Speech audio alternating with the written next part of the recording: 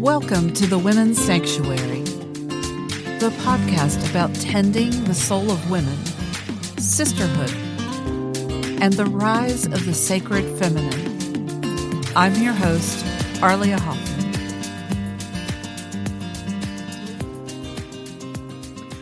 Alrighty, welcome everyone. We're back with a new guest here on the Women's Sanctuary, and her name is Jennifer Page. Jennifer and I met on the She Podcasts Facebook group, which is a fantastic group. And here's her bio. Jennifer grew up with the fairies dancing in her head and the notion that subtle magic is all around us. Everything is alive, growing, and connected. She loves celebrating what it means to be a part of this world and sharing the connections we all have together.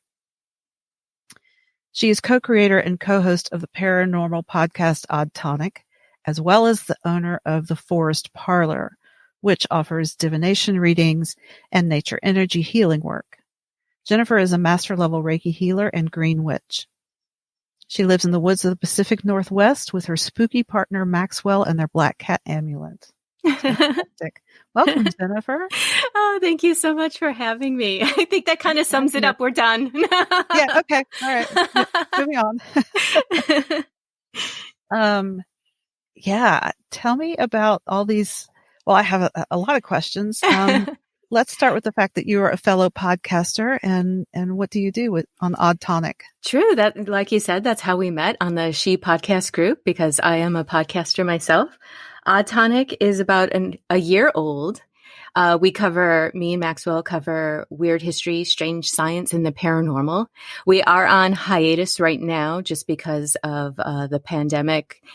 That has brought a lot of personal responsibilities to the table. Mm-hmm. So it's just eating into our fun time of being able to record. But we're still developing episodes behind the scenes.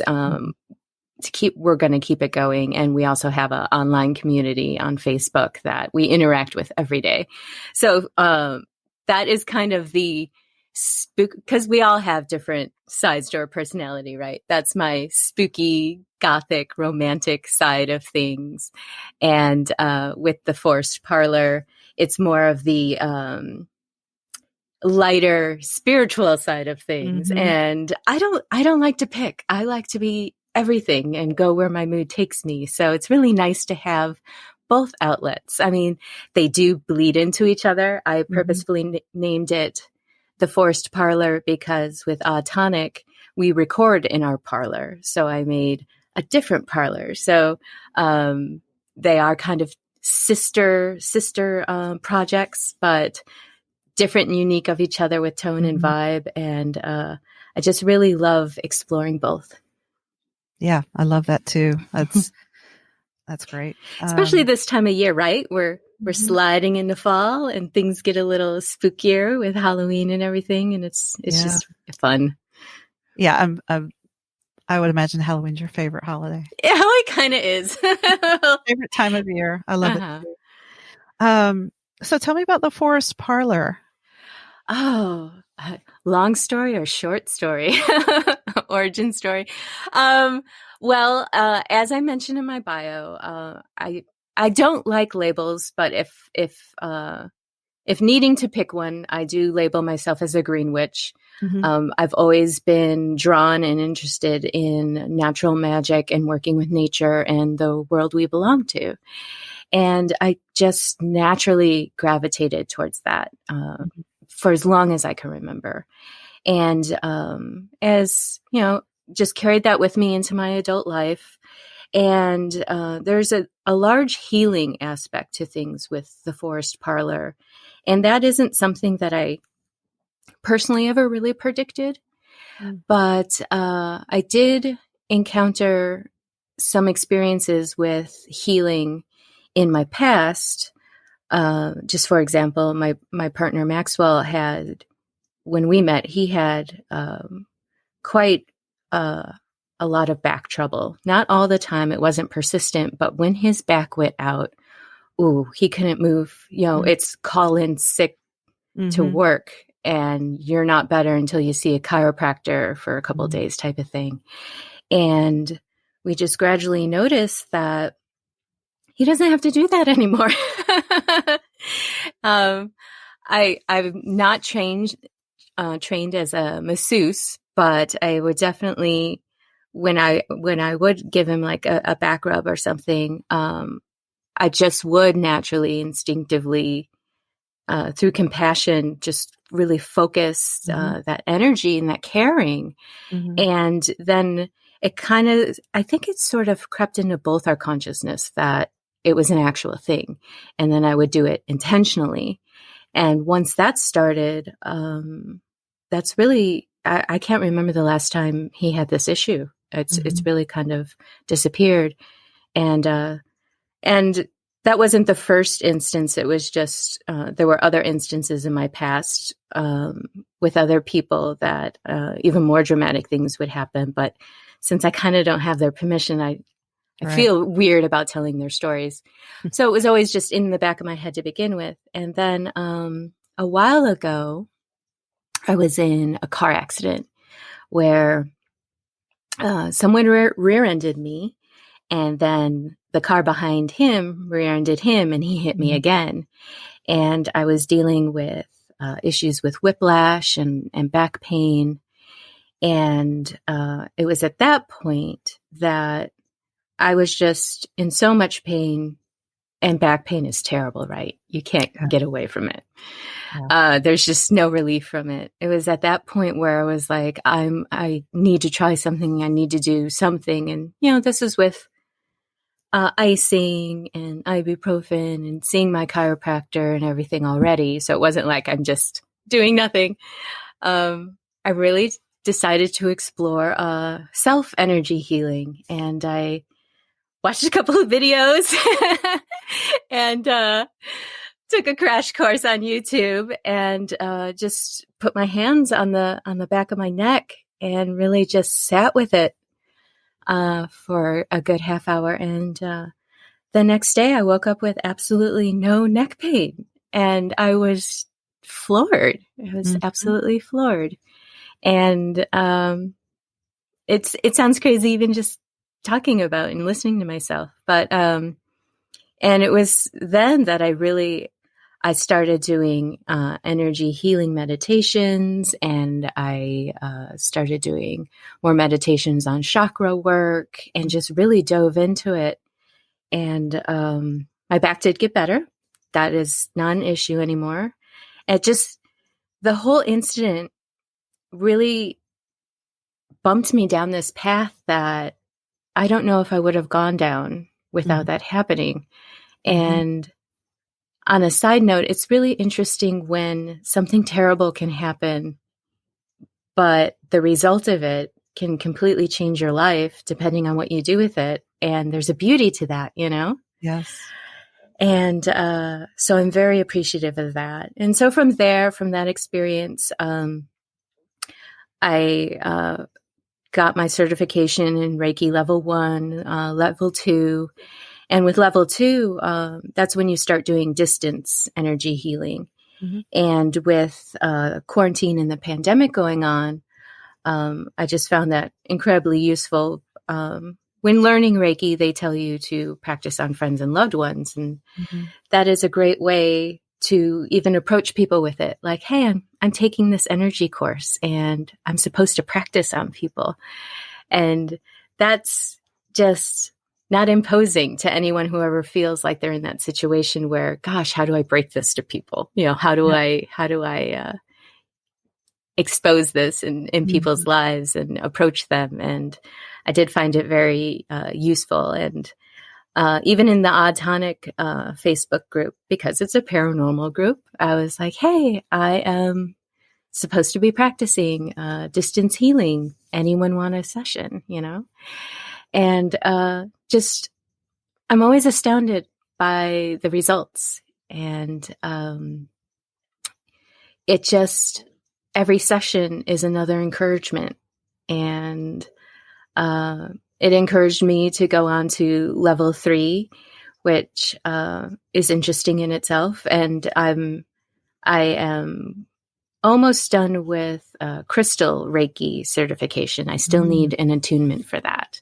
But like just exploring all those avenues because of this terrible thing that happened to me, is just, gosh, it's just kind of wonderful. Yeah. Opened a whole new world for you. Yeah. Yeah. And I love the energy you bring to it because there's a humility in the surprise of it, completely. in the surprise of, oh, this is a gift, that is just kind of natural in me. I haven't asked for it. I haven't forced it. And suddenly here it is. And to me, that's almost the purest kind where you're just, okay, I'm open. I'm just going to use it.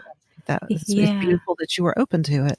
Thank you. I do think that it is an innate ability that we have. And whether or not someone chooses to put attention to it or take it seriously or build up the focus that is needed, is completely up to a person. Right. And, but yeah, time and time again, I have been, you take a step back and you're like, wow, did that really happen? It really is amazing. And it is humbling in itself because, I'm also an artist and this is the only thing I can really compare it to whenever I draw. Yes, I have an idea or a concept, and then I kind of go into this zone, and suddenly you take a step back and you're like, wow, who made that?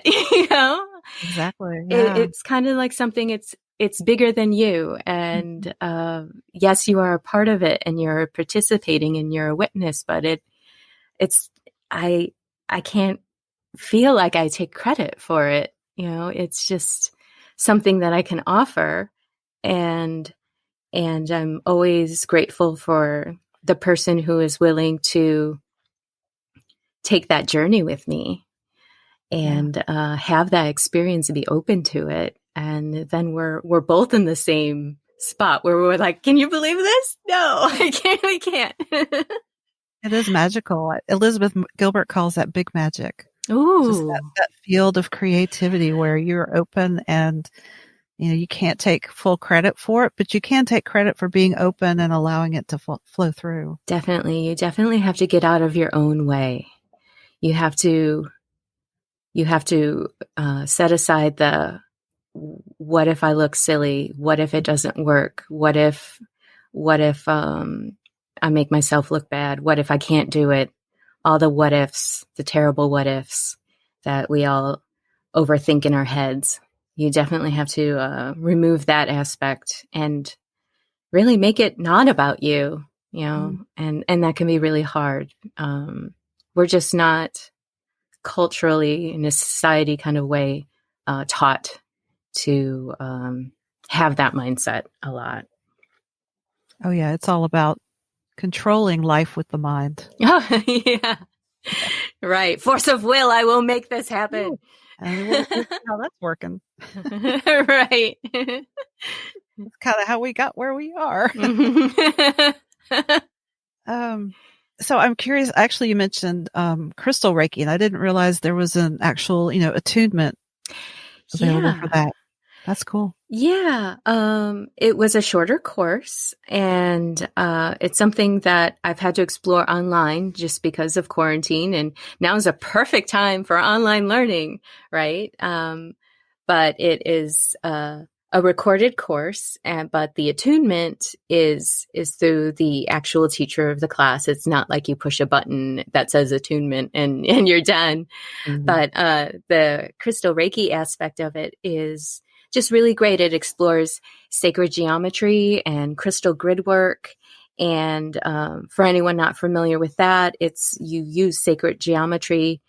There are certain, I think there's 7 main patterns that you can use. And the fractal is an example I think that everyone knows about if we're talking about sacred geometry.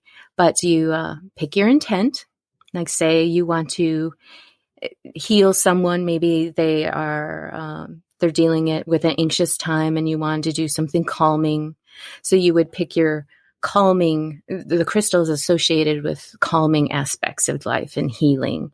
And you pick those crystals and then you align them all on the sacred geometry grid. so that they can amplify and complement each other. And then from there, you channel your own energy, whether it's Reiki energy or your own, vibration, to charge these crystals. And you kind of work with the vibrations of those crystals with your own. So it kind of just amplifies and channels and gives you a focal point to focus on something. I know there's a lot of people out there who kind of scoff at crystals, but the way, I don't think a crystal alone necessarily will change your life. But I do believe that every physical construct in nature is composed of energy, and that energy is going to have a frequency that resonates with other frequencies. And when you line those things up and work with those things together, that's when the magic happens. It's not a rock sitting there by itself that's going to necessarily change the world, but it's a focal point for you and a way to connect with something in the natural world to amplify your work. Right. Yeah. They have their own vibration and energetic signature. Yeah. And like with selecting your crystals, you usually want to do it in person because not every piece of quartz is going to be the same. And, you really work with that intuitive energy of what you're drawn to. And that's another thing. You need to learn to trust in the things that you can't necessarily see, but for some reason they're speaking to you and you feel it. And it's a quiet kind of energy, and this world can be really loud, and it's very easy to just not see the validity of that because the bass music's too loud or something. And it's really interesting. I love the challenge of being quiet and working on that, those subtle levels of energy that the world just doesn't seem to have time for a lot. Yeah, I've found since COVID hit that for me it's been easier to cultivate that going within and that contemplation and the connection with the intuition because there's been more time, more. And even if there's not more time, it's more, the world felt, at least for a long time, felt quieter. Yeah. And easier to kind of feel what's going on the inside, which I'm sure can be very uncomfortable for some people. Yeah. A lot of people like that external stimulus, and I don't know if they're avoiding it, the inside or not, but there is a lot of things that, like my car accident, where you can say, wow, this is such a terrible thing, but there's so many wonderful things that can come from it as well. And I really am hopeful that this situation and this unique year we're having can really make us more introspective and just change the things that weren't working to begin with and that aren't working now, so we can utilize this time for something wonderful instead of focusing on how terrible and sad it is. Yeah. Well, let's talk about that for a moment. How do you see things evolving for humanity? Maybe not just the U.S., but humanity spiritually and collectively and physically through this. Well, this year, the things we're seeing, but I think especially in the U.S., we're seeing we have seen over the past couple of years a lot of extremes, and we're trying to get to a more balanced place. But in order to do that, if the pendulum has swung really far one way, it needs to swing really far the other way in order to settle somewhere in a balance, right? And I think that because we have gone so far down one path that we have to yank it back. There's just I see a lot of growing pains, and I see that change being very painful. And it's terrible that is the situation for so many people. But I think that if we can keep the goal in mind and find that lovely balance of, like I had said, about fixing the things that weren't working and really keeping the eye on where we want to go instead of where we are. Because it's very easy to just focus on the negative, and that's not going to get you anywhere. It's not going to change the situation. It's going to keep you miserable.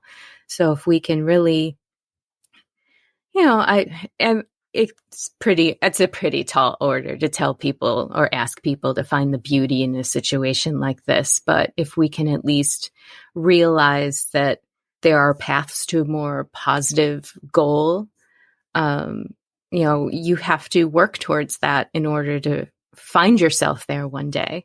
Because otherwise you're just a victim of circumstance and you're reactionary instead of being, proactive about things. So I have hope. I think on the individual level, it's up to a person to decide what to do with their time, but that's always the case.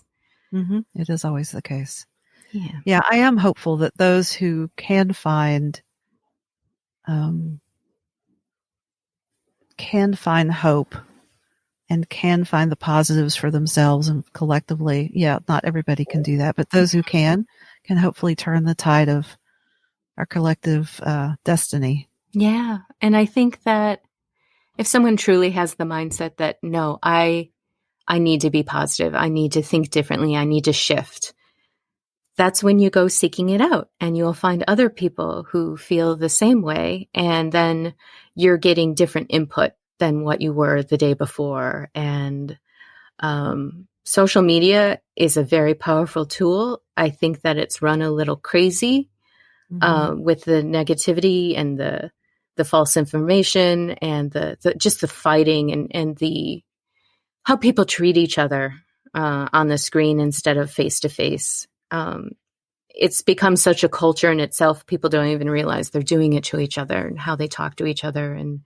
But social media is also a place where you can find like-minded groups and find the people who have common interests with you, and you can change the channel, change the channel of what you're listening to and what your input is, or, even take the time to shut it off and just listen to yourself, for a while and then slowly integrate back in, because sometimes you don't know how inundated you are until it's quiet again, Absolutely. Yeah.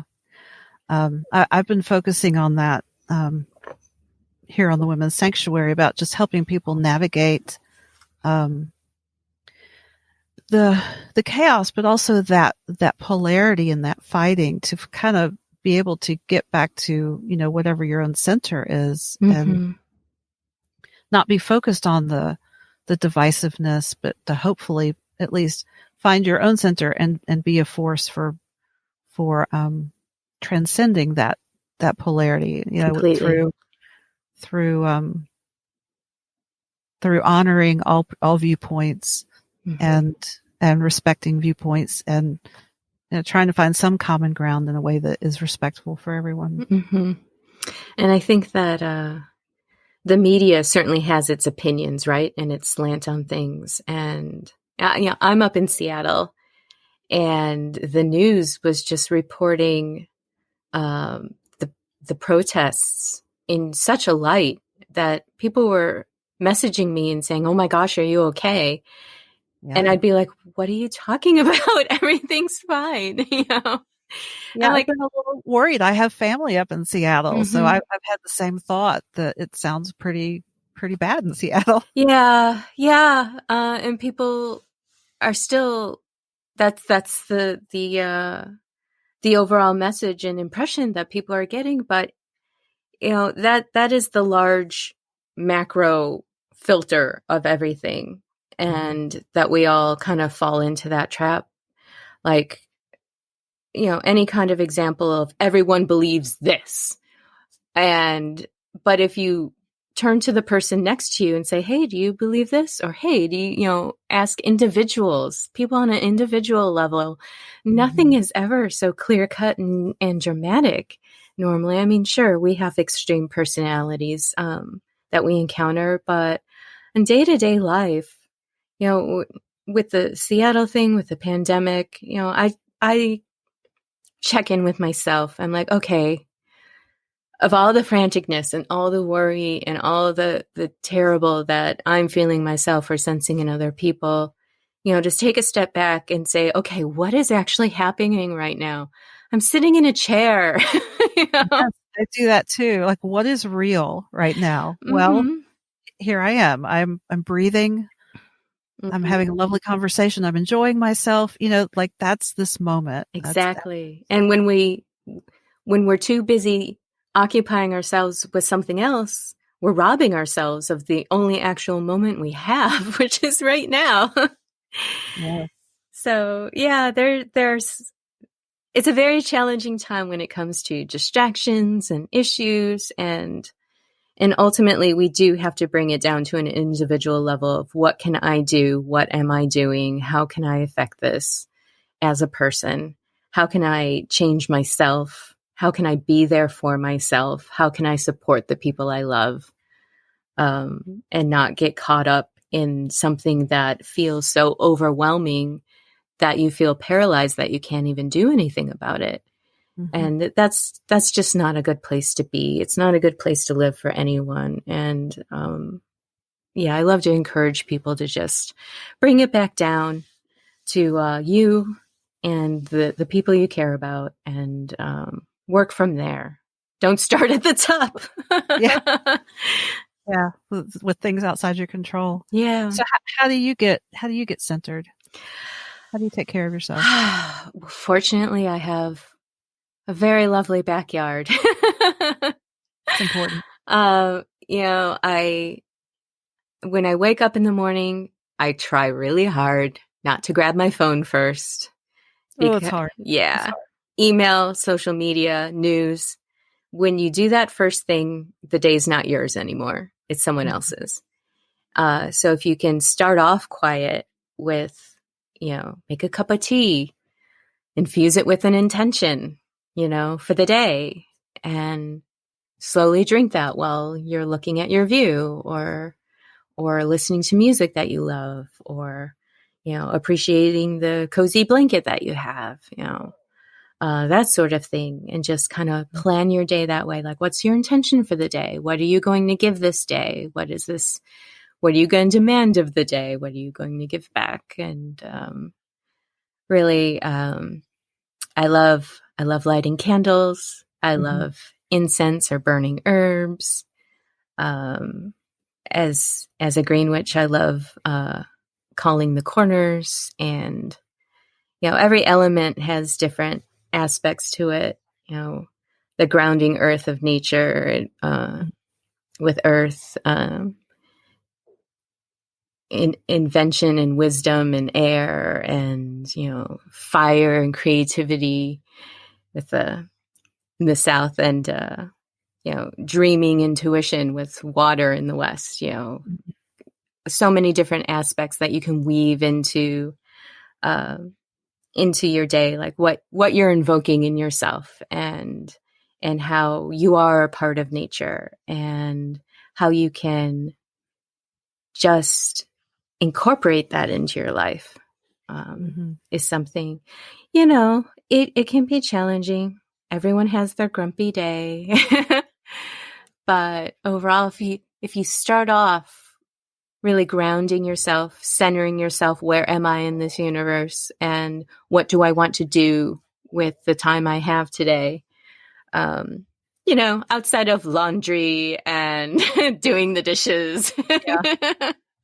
But you can even do those things with intention. Absolutely. I love those questions. I actually have had to, and I've had to, but I um, posted a list of mindful questions on my refrigerator, Mm. about making your bed and doing the laundry and doing the dishes, Uh-huh. just so that I could remind myself that it is a chore, and it is the stuff of life, Yeah. and it can be infused with sacredness and mindfulness Oh, as well. definitely. Making the bed is a big one with me, because the bedroom is not tidy. If the bed is like, Yeah. exploding. But like the simple act of straightening it up. And, I pick these pillows. I pick these sheets. I love where I sleep. I'm going to honor that space. And, it's not that I am a clean freak by any means, but I kind of just understand that clutter creates a certain energy, and it promotes a stagnation that, like, I can't work or be creative in a messy space. I have to clear it out first, just so I can have that space to focus on the thing I want to do. And that's kind of how it is. It's just when the clutter adds up and the stagnation and, in the corners and everything, you got to clear it out, and metaphorically and physically. Yeah. And really, that's what it's all about. It's not about, oh my gosh, the bed needs to get made. I think it's more about honoring the fact that I love sleeping in my bed, and I want my space to have some harmony to it, because I am not a clean freak, but I like some good energy. I am right there with you. Right there with you.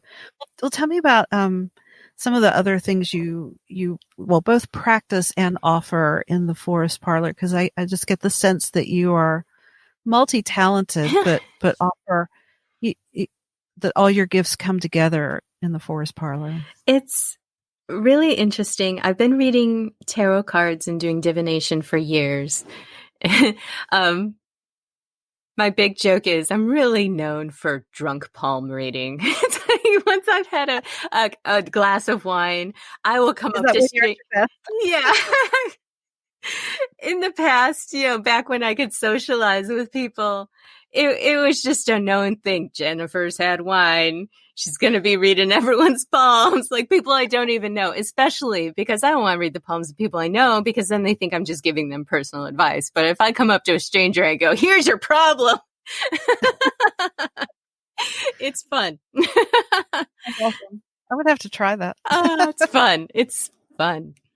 But I've been reading tarot cards, since they crossed my path when I was 13.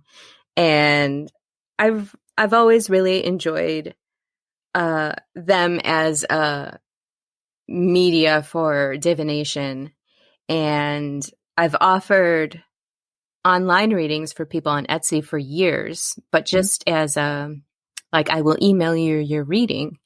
And then with Odd Tonic, in the Odd Tonic community group, I started doing Tarot Tuesdays, where I would post a spread of 3 cards, and people have, with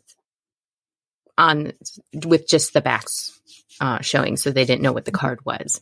Mm-hmm. Pick a card, and this will be your fortune for the week.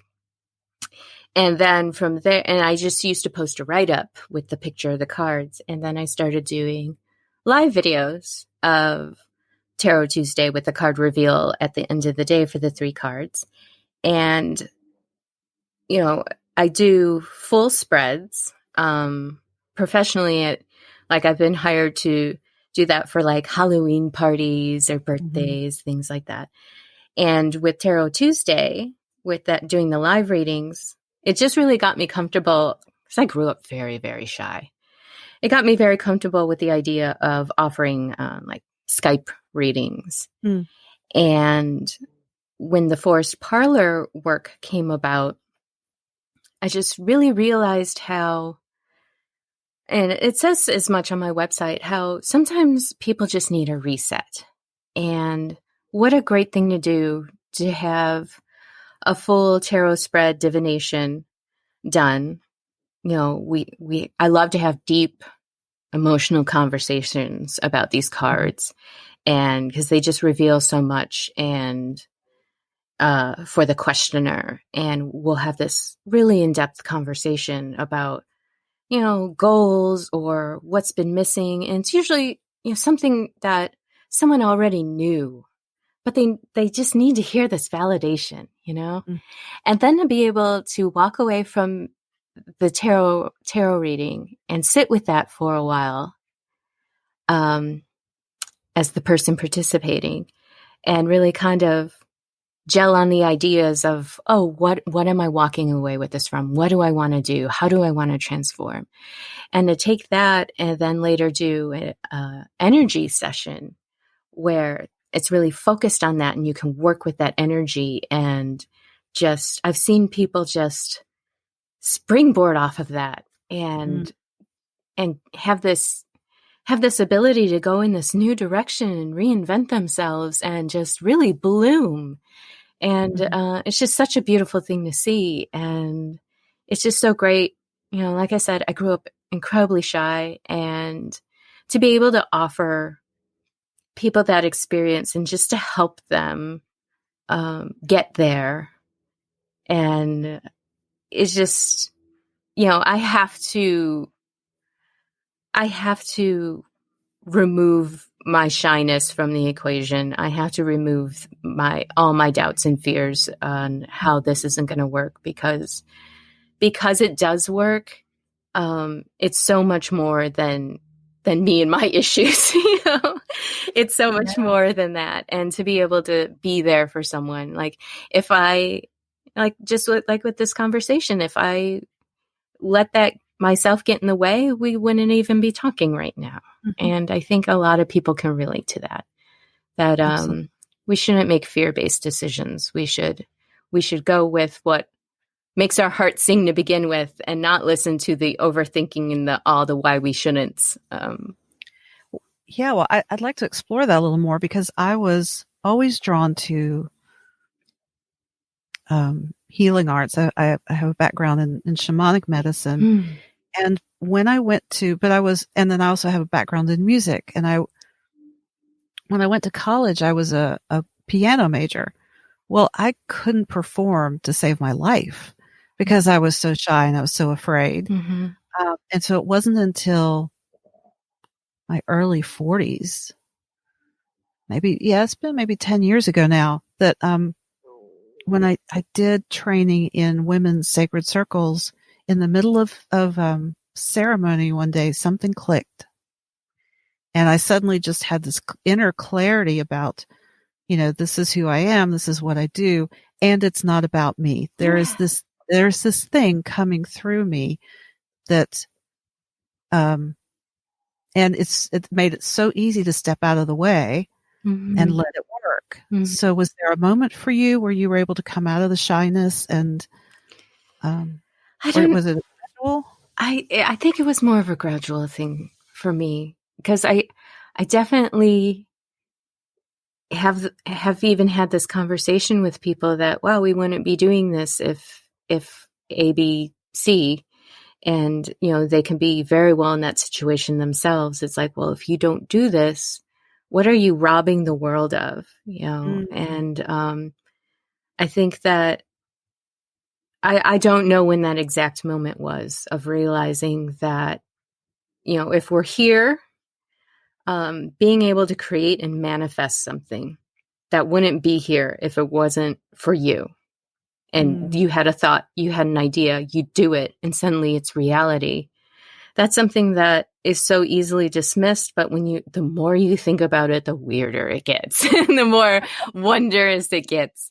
And when you think of that concept of, you are here, you can manifest anything, you can make it a reality. You're shaping your world and others. You might change someone's life with a simple sentence because they needed to hear it. All those things are so much bigger than anything that you could possibly dispute. Absolutely. I think I mentioned to you off of this call about perfect love and perfect trust, and how yes, I wrote that down in my notes because it was perfect love and perfect trust is the idea that you're trusting the universe. You're trusting the universe, and you are, that's the perfect trust part of it. And that the perfect love is that when you come at it with all the love and compassion in your heart. And, you and I had talked about this, about how, being shy and other things, it can be hard to be spiritual right now in our culture. you kind of open yourself up for, oh my gosh, that's nonsense. Oh my gosh, that's so childish of you to think that the world doesn't have magic. There's just so much materialism in this world right now. If you can't pick it up and hold it, it's not real and you need to prove it to someone. And when I think about that criticism, that's when perfect love and perfect trust really comes in for me, because I do trust that this feels right. I know it's right. And the perfect love is I'm coming from a place of absolute compassion and love for the experience of being here and what it is to experience it with others and relate to that person and have an interaction. And whether it's a person or a tree or a crystal, Mm-hmm. And when you come at it with perfect love and perfect trust, I feel like that criticism just falls away. And if someone wants to feel the way they feel, it's just not right for them right now. And maybe they'll come around and maybe they won't. It's just not their path. And that has absolutely nothing to do with me. And that's okay. That's absolutely okay. And so really, when we're afraid of criticism or what people will think or how someone's going to try and tear it apart, it's just a non-issue. It just, like I said, they can feel that way if they feel that way. And that's their right. Maybe they'll come around, maybe they won't, but it works for me. And we all have to find what works for us. Yeah, that's a beautiful perspective. And I find that completely in alignment with, what I was saying about where we kind of need to be right now is allowing everybody to be where they are, and having that inner knowing, that inner standing of this is who I am and this is what's true for me and this is how I'm living and it is what it is. So be it. Yeah. Right. Yeah. So be it. And, that not only empowers others to be where they are, but empowers you to be, I keep doing this on camera. And you can see me. It's my hand going right down the middle of my body because I just feel this standing as you are, who you are, claiming all of that with that perfect trust in yourself, and that compassion for yourself and others.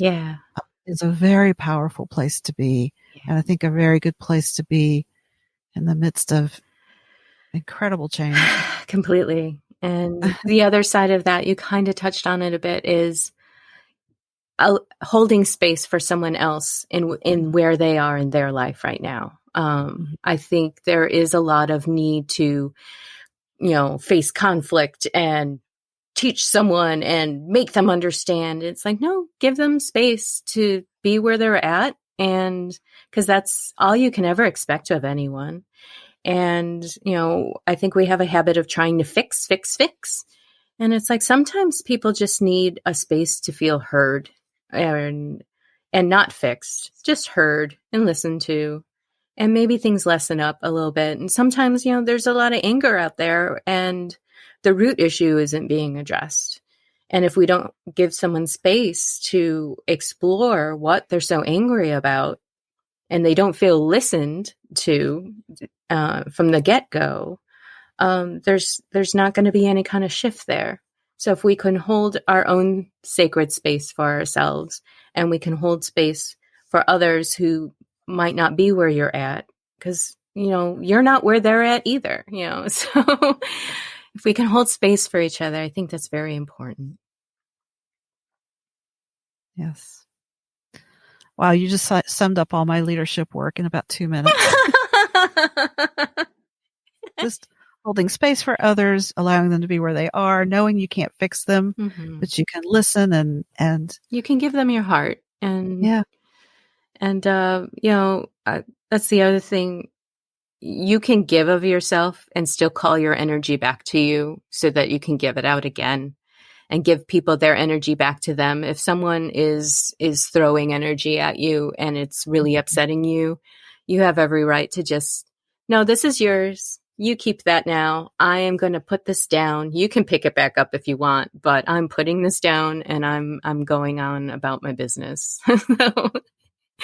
Those are all great techniques. Absolutely. Gosh, that's, yeah. It's important. It's important. That's really the way you stay clear and clean within yourself. It's not easy.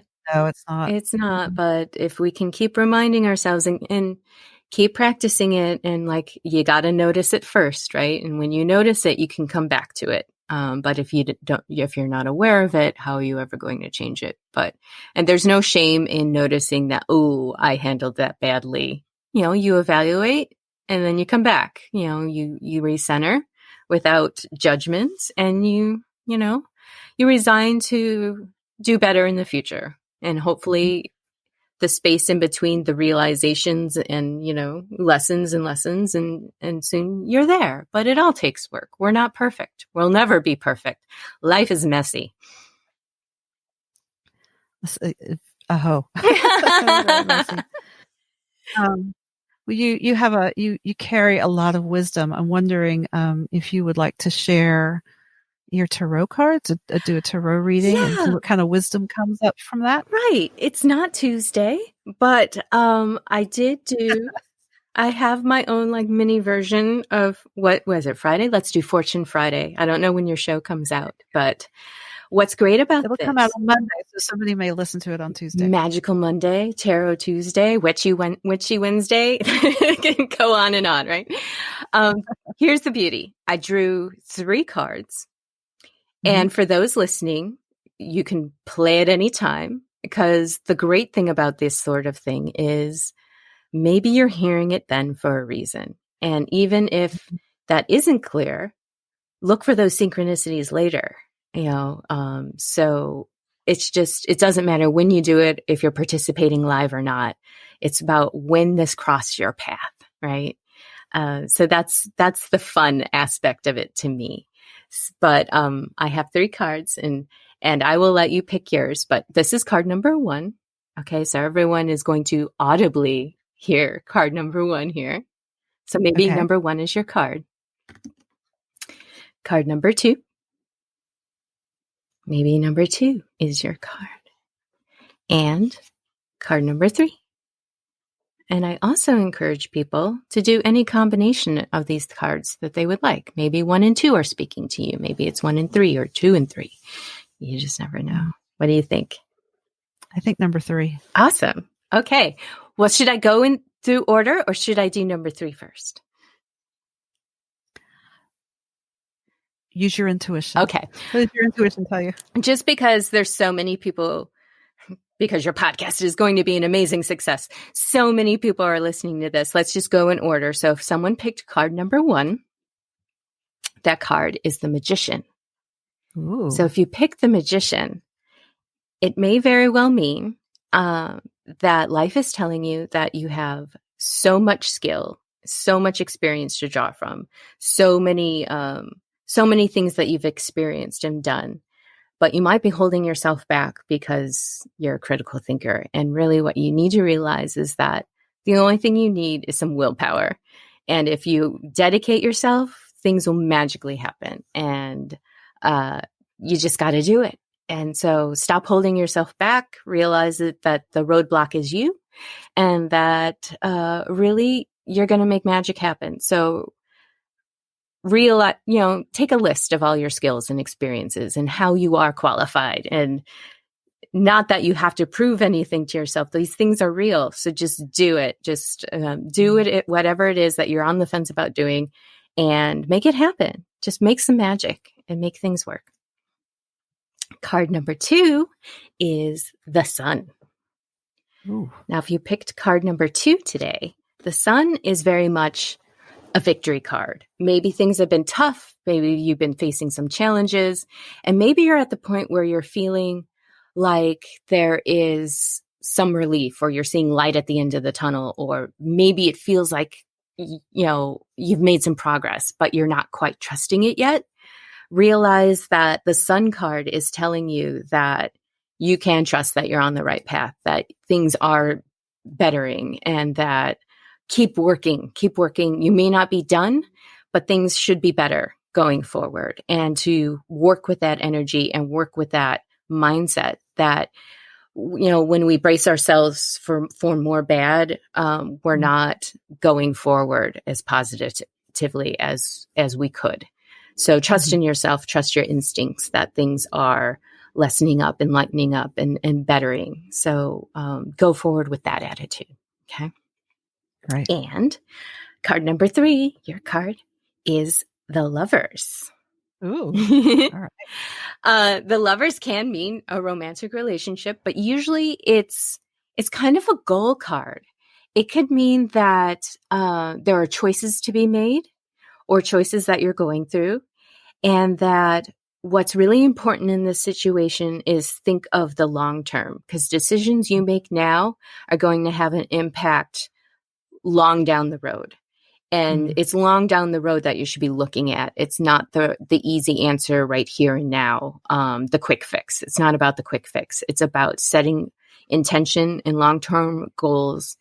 And I think that in life, long-term goals can seem a little discouraging, because say something is going to take a year for it to happen.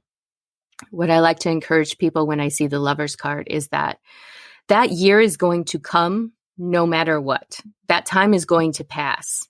And when that year is up, you want to be where you want to be. Otherwise, it's wasted time. So don't be discouraged by the fact that you have time to get there. Just realize that when you do get there, you want to be in the spot. You want to make the right decision that gets you to where you need to go. So I don't know if that resonates with you at the moment, picking card number 3, but it's all about using your time and not being discouraged by that time, and really commit. It's a commitment card. It's the Lovers, commit to those goals and make those things happen, because you don't want to be disappointed when that time rolls around. You want to be where you want to be. Right. What's your favorite deck to use? I do like the Rider-Waite decks.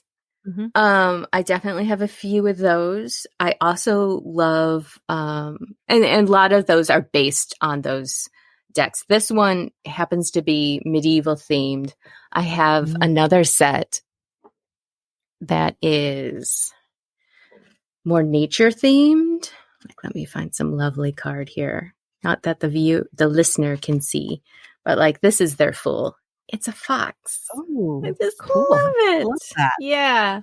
And I have another deck called the Enchanted Forest, which is based on the same traditional tarot cards, but the art is just, I think, the Fool starts out with the white stag, and then you finally, and it invites you to go down this forest path of the major arcana, and you meet these characters along the way. And when you get to the World card at the end of the major arcana, the white stag is there, and it's gorgeous and it's beautiful. I love the imagery of it. And, with my work with the Forest Parlour and connecting with energy and stuff, I love exploring those themes, like animal guides and just synchronicities with symbols and that sort of thing, and just what nature can teach us at the quiet pace that it is, and how things grow and blossom, and we harvest and then we rest.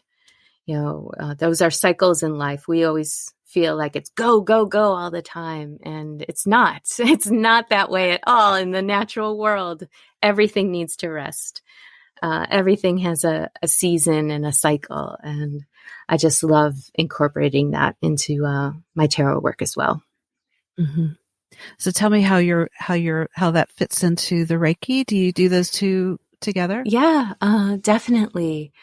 What is wonderful about Reiki is that it very much explains itself as being non-denominational. Yes, it is a Japanese origin practice, but it is not tied to any belief. I encourage anyone who is having a session with me that They can do any ritual they would like. They could do any kind of prayer they would like. They can leave that out entirely. I encourage people to meditate or read a book or listen to relaxing music, or you can do a headstand, your cartwheels in your backyard, and it really won't matter. But if you want to tune into those subtle energies, do something that provokes that in you, that you naturally do anyway. That's really loud. I'm going to pause for that. Can you hear that? Yeah. It's like I'm being invaded over here.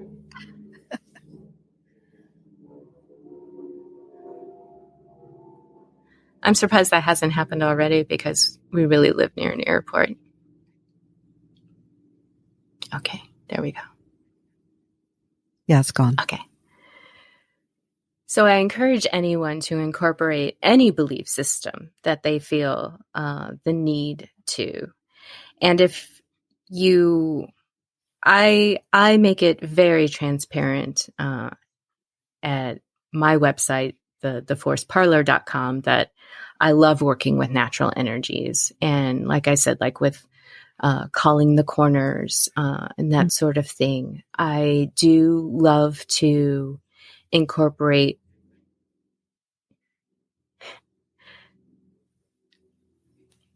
It's loud again.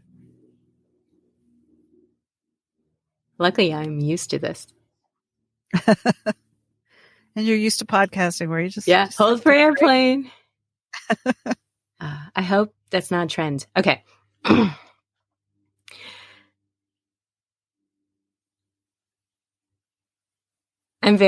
I do really love to incorporate natural energies, earth, air, fire, water, or crystal work. And that is something that I discuss with someone who wants energy work done with me. It's very traditional for me to while focusing on the Reiki energy, to say the person I'm working with, their name is Beth. I will often incorporate the mantra of Beth is earth, earth is Beth, Beth is earth, earth is Beth, Beth is air, air is Beth, and just really fortify that connection of how we are a part of this world. We do a really good job of trying to remove ourselves from it, but we are made of it. And if we can call upon those energies, I focus on drawing energy up from the earth for this person. I draw upon universal energy from everywhere that we are all a part of, channel that into this person, because Reiki work isn't about channeling your own energy. It's not my energy. I am using the energy that we are made of, that is all around us. And that is what the principle of Reiki is that you are channeling that energy to give to a certain person at a certain time, for the most part. And then you even remove your ego from it even further and say, may this energy be used for the greatest good. So it's not my judgment as to where this energy is most needed. I leave that to the universe. So I laughed a little bit when I mentioned time, because that's another concept of Reiki, is that energy can be sent to anyone at any time, past or even future, because when you examine things on the quantum level of energy and you dive into quantum mechanics and quantum physics, things start to get a little blurry, and there's definite scientific, not just evidence, but the mindset and exploration of the idea of everything all the time, all at once. And it's funny, haha. It's funny that so much of spirituality from texts and things and beliefs from thousands of years ago are already incorporate these ideas, and that science is just kind of catching up with it now. Yeah. It's exciting to see. And, I mentioned materialism earlier. Materialism is still very big right now. If you can't hold it in your hand, how can you prove it? Well, how do you prove consciousness? And when we start to dismiss things like consciousness and things like that, the universe gets cold and lonely really quick.